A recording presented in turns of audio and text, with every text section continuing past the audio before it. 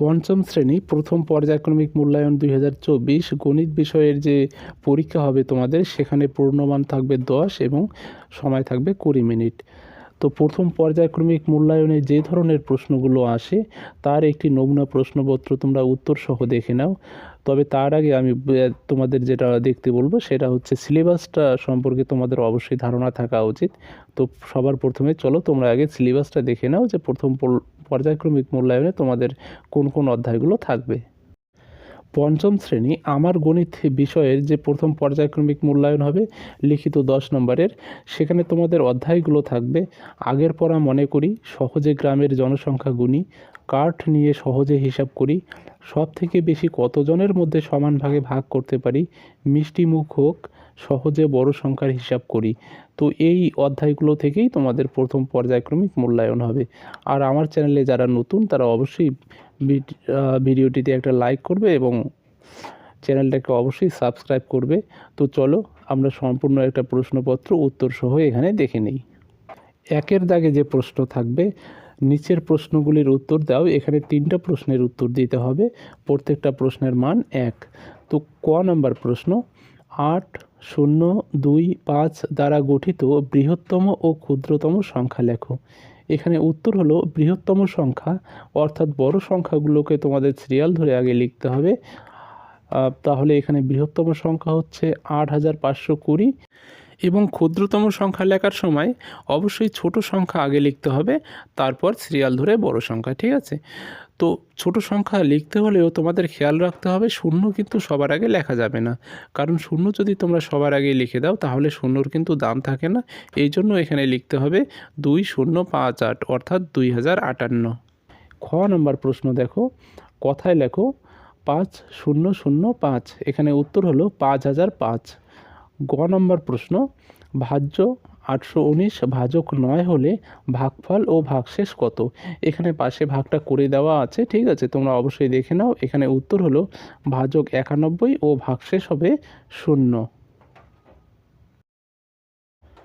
2-এর দাগে প্রশ্ন দেখো, যে কোনো দুটি প্রশ্নের উত্তর দাও। এখানে প্রত্যেকটা প্রশ্নের মান হচ্ছে 2। ক নম্বর প্রশ্ন, 52,208 দিনে কত মাস কত দিন?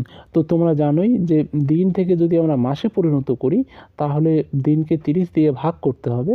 তো দিনকে 30 দিয়ে ভাগ করলে আমরা এখানে পাচ্ছি 1770 মাস, এবং যে সংখ্যাটাকে ভাগ করা গেল না অর্থাৎ ভাগশেষ থাকলো সেই সংখ্যাটা কিন্তু অবশ্যই দিনেই থাকলো। ঠিক আছে? 8 যে ভাগশেষ থাকবে সেটা হচ্ছে দিন। তো এখানে উত্তর হলো 52,208 দিনে 1770 মাস 8 দিন। খ নম্বর প্রশ্ন, লসাগু নির্ণয় করো 14, 21, 35। তো দেখো এখানে 14, 21 এবং 35কে 7 দিয়ে যদি আমরা ভাগ করি তাহলে 7 দুগুণ 14, 3 সাথে 21 এবং 5 সাথে 35, এবং বাইরের যে সংখ্যাগুলো অর্থাৎ 7, 2, 3, 5 এগুলো হচ্ছে গুণ করে দিতে হবে। ঠিক আছে? তো এখানে উত্তর হলো নির্ণয় লসাগু 210। এরপর গ নম্বর প্রশ্ন, ভাগ প্রক্রিয়ার সাহায্যে গসাগু নির্ণয় করো 28 এবং 35। তো প্রথমে ছোট সংখ্যা দিয়েই অবশ্যই বড় সংখ্যাটাকে ভাগ করতে হবে। তো এখানে দেখো 28 28, তো বিয়োগ করলে কত হচ্ছে 7। এবার ওই 7 দিয়ে প্রথম যে ভাজক 28 আছে এখানে 28টাকে আবার ভাগ করতে হবে। ঠিক আছে? এইভাবে তো সিরিয়াল ধরে ভাগ প্রক্রিয়ার মাধ্যমে আমরা গসাগু বের করি। তো এখানে শেষ যে ভাজক অর্থাৎ 7, এখানে গসাগু কিন্তু হচ্ছে সেই শেষ ভাজকটা অর্থাৎ 7। এখানে উত্তর হলো নির্ণেয় গসাগু হচ্ছে 7। তোমাদের যতক্ষণ না পর্যন্ত ভাগটা এখানে মিলতেছে সম্পূর্ণরূপে, অর্থাৎ ভাগ শেষে যতক্ষণ না পর্যন্ত শূন্য আসতেছে ততক্ষণ পর্যন্ত তোমাদের কিন্তু ভাগটা করে যেতেই হবে। এবং ভাগ শেষে যখন শূন্য আসবে, ঠিক আছে, তো সবার শেষে যে ভাজক সংখ্যাটা থাকবে সেটাই এখানে হচ্ছে গসাগু। এরপর ঘ নম্বর প্রশ্ন, 27 ও 36-এর দুটি সাধারণ গুণনীয়ক নির্ণয় করো। 27-এর গুণনীয়কগুলি হলো 1, 3, 9, 27, অর্থাৎ 27কে যে সংখ্যাগুলো দিয়ে ভাগ করা যায় সেগুলোই হচ্ছে 27-এর গুণনীয়ক। তো 27কে ভাগ করা যাচ্ছে 1, 3, 9 এবং 27 দিয়ে।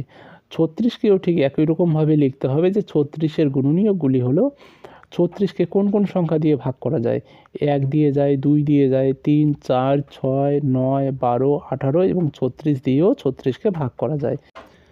এরপর 27-এর গুণনীয়ক ও 36-এর গুণনীয়কের মধ্যে যে সংখ্যাগুলো মিল আছে অর্থাৎ একই আছে, দেখো 27-এর গুণনীয়কের মধ্যে 1 এবং 36-এর গুণনীয়কের মধ্যে 1 এবং 27-এর গুণনীয়কের মধ্যে 9 এবং 36-এর গুণনীয়কের মধ্যে 9, অর্থাৎ এই সংখ্যা দুটোই হচ্ছে নির্ণেয় সাধারণ গুণনীয়ক। এরপর 3-এর দাগের প্রশ্ন, যে কোনো একটি প্রশ্নের উত্তর দাও। এখানে প্রশ্নের মান 3। তো ক নম্বর প্রশ্ন, দেবব্রতবাবু তার 6 মাসের আয় দিয়ে 7 মাসের সংসার খরচ চালান। তার মাসিক খরচ 12,270 টাকা হলে মাসিক আয় কত? তো এখানে দেখো 1 মাসের খরচ হচ্ছে 12,270 টাকা, তাহলে 7 মাসের খরচ কত হবে? 7 দিয়ে যদি তোমরা 12,270কে গুণ করে দাও তাহলে মোট বের হচ্ছে 85,890 টাকা। অর্থাৎ দেবব্রতবাবু 7 মাসে খরচ করেন 85,890 টাকা। এখানে উপরে দেখো অঙ্কটাতে বলাই আছে দেবব্রতবাবু তার 6 মাসের আয় দিয়ে 7 মাসের খরচ চালান, অর্থাৎ 6 মাসের যা আয় সেটাই হচ্ছে 7 মাসের খরচ।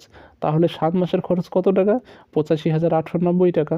তাহলে সেই সংখ্যাটাই হচ্ছে, সেই টাকাটাই হচ্ছে তার 6 মাসের আয়। সুতরাং 6 মাসের আয় তার কত হবে? 85,890 টাকা। 1 মাসের আয় হচ্ছে 85,890 টাকাকে যদি আমরা 6 দিয়ে ভাগ করি তাহলেই 1 মাসের আয় পাওয়া যাবে। সুতরাং এটাই হচ্ছে উত্তর। দেবব্রতবাবুর মাসিক আয় 14,315 টাকা।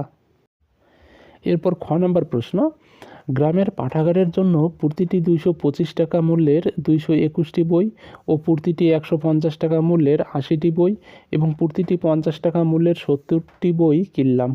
মোট কত টাকার বই কিনলাম?